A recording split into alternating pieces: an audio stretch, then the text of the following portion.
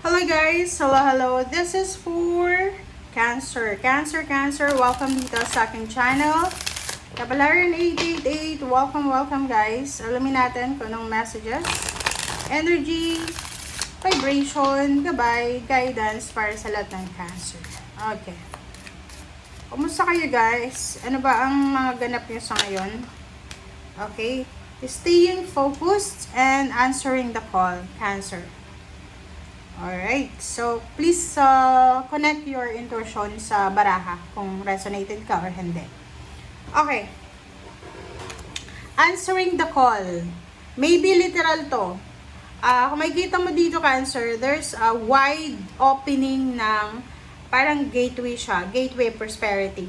So, maybe maraming beses, maraming pagkakataon ka na binigyan ng offer ng universe. Maybe this is an opportunity or possibilities na umunlad yung buhay mo. Like for example, lahat naman tayo dito sa mundo, mayroon tayong mga biyaya na dumarating sa buhay natin. But minsan, hindi tayo aware. Parang walang awareness. Okay? So, dito sa baraha mo, okay, sinasabi ng baraha na ano man ang i-offer sa atin, ano man ang dumating sa atin, we need to accept it. The time is now. Perfect timing na ngayon. Lumabas to sa previous reading mo, Cancer, di ba?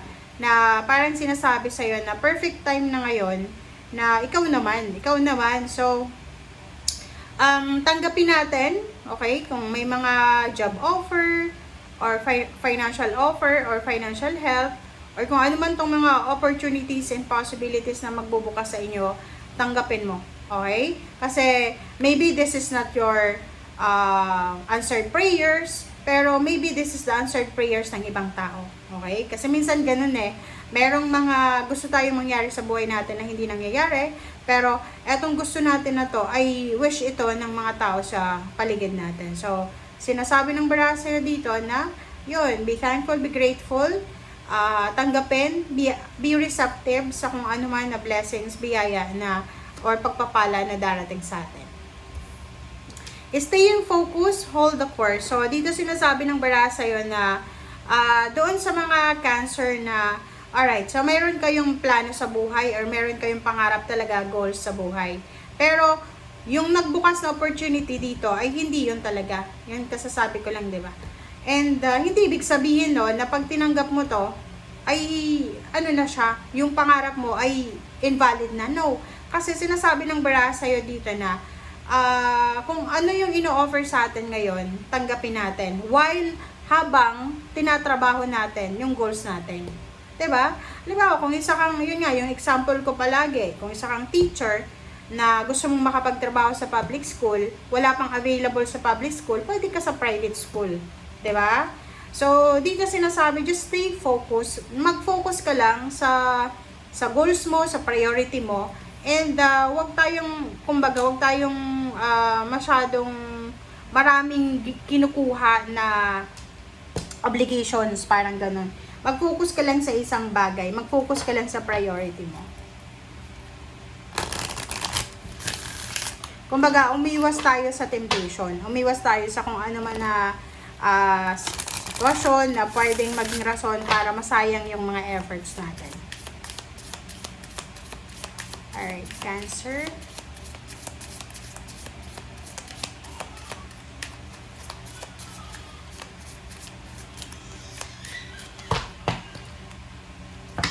Alright, so ito yung advice sa'yo. Same din eh. So, parang lahat ng water sign, Pisces, Scorpion, Cancer, ina-advise ng ating spiritual helpers and guides, angels, na magpahinga. Yoga and exercise are essential to your well-being, peace of mind, and spiritual growth. Parang sinasabi, lahat kayo, Pisces, Scorpio, and Cancer, eto siya, nandyan si Raya, si Rai, na parang sinasabi sa inyo na kailangan yung magpahinga, kailangan yung mag-meditate, kailangan nyo mag-isip, kailangan nyo mag-reflect bago kayo gumawa ng aksyon, bago kayo gumawa ng kung ano man na desisyon, kailangan nyo isipin ng mabuti.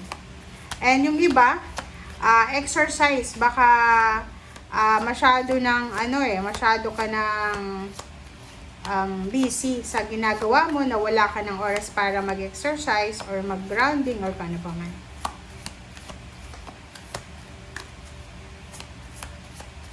Alright, so tingnan natin dito. Ano ba? Scorpio. Oops, sorry. Inspiration. Wow. So, nakikita ko sir dito, Cancer. Pasensya na kung may nasasabi kong Scorpio or Cancer or Pisces. Kasi para-pareho yung messages nyo.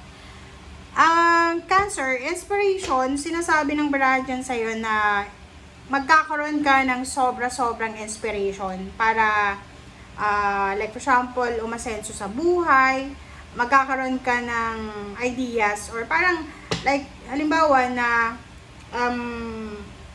like for example lang, galing ka sa pamilya na mahirap, or lumaki ka na mahirap yung buhay, and ngayon, pwedeng may pamilya ka na, may anak ka na, yung sitwasyon mo sa past na yun, pwedeng siya yung maging inspiration mo siya sa ngayon, na hindi mo na ipaparanas sa mga anak mo, o hindi mo na ipaparanas sa pamilya mo yung naranasan mo dati. Parang gano'n yung magiging inspiration mo. Or yung iba, possible na may mga tao sa paligid mo na magdadala sa'yo ng, or magbibigay sa'yo ng inspiration, or magiging rason para ma-inspire ka sa kung ano man tong ginagawa mo. Okay, the Empress, babae ito oh. Queen of Cups. And Four of Wands. OMG. Congratulations sa'yo. Diba? Kasi ang nakikita ko sa'yo dito, lalo kung babae ka na Cancer, there's a good news. Okay? There's a good news about Queen of Cups and then Empress. Exciting siya ha. So, sinasabi ng baraha sa'yo, Cancer, na makakatanggap ka ng balita. Maybe this is the news na matagal mo nang pinapangarap. Maybe nanay ka, or kung sino ka man, na possible na mayroon kang wini-wish na ikasal.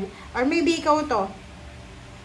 Posibleng isang exciting na balita tungkol sa kapamilya na magdadala sa'yo ng sobra-sobrang saya.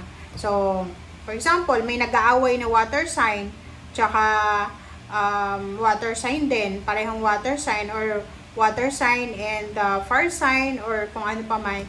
Sinasabi ng baraha na possible na magbate or may reconciliation. So, nakikita ko sa inyo dito. So, halimbawa, may mga problema sa bahay. Halimbawa, may mga sira sa bahay. So, makakatanggap ka ng balita na possible na maayos yung bahay. Parang ganun. So, kung ano man to na problema sa pamilya, problema sa bahay, problema sa relationship, ay posibleng maayos na siya. So, isang exciting na celebration ang posibleng darating. Maybe this is about pregnancy, new baby, parang gano'n. So, pwedeng makatanggap ka ng balita na yung kakilala mo buntis, yung kakilala mo ng anak na, yung kakilala mo ikakasal na, parang gano'n. So, nakikita ko yung happiness and celebratory energy sa'yo. Diba? So, it's confirmed.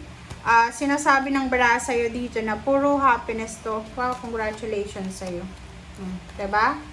So, eto, na dalawang ito, ito yung ito yung parang healing. So, Cancer, sinasabi ng baraha sa'yo dito na isang balita makukuha mo or darating sa'yo na pwedeng magdala sa'yo ng selebrasyon, parang confirmation of pregnancy, wedding, awards, rewards, may housewarming, house blessing, parang ganon. So, nakikita ko sa'yo dito na sobra-sobra kang masaya. Sobra-sobra kang masaya. Or magiging sobrang masaya ka kasi exciting to eh. Yung financial problems, yung pain and heartaches emotionally ay may recovery na mangyayari. So, mayroong mga reconciliation, mayroong reunion na mangyayari. Basta may celebration dito. Hindi ko alam kung kailan siya kasi wala namang specific date dito. Pero, kung ano man to na okasyon na to, exciting siya. Kasi most awaited siya para sa'yo. Okay? So, yun. So, just check your parang check your messenger. Kasi baka nasa spam message yung mga invitation or ganyan ganito. Okay? Thank you guys and see you again. Bye!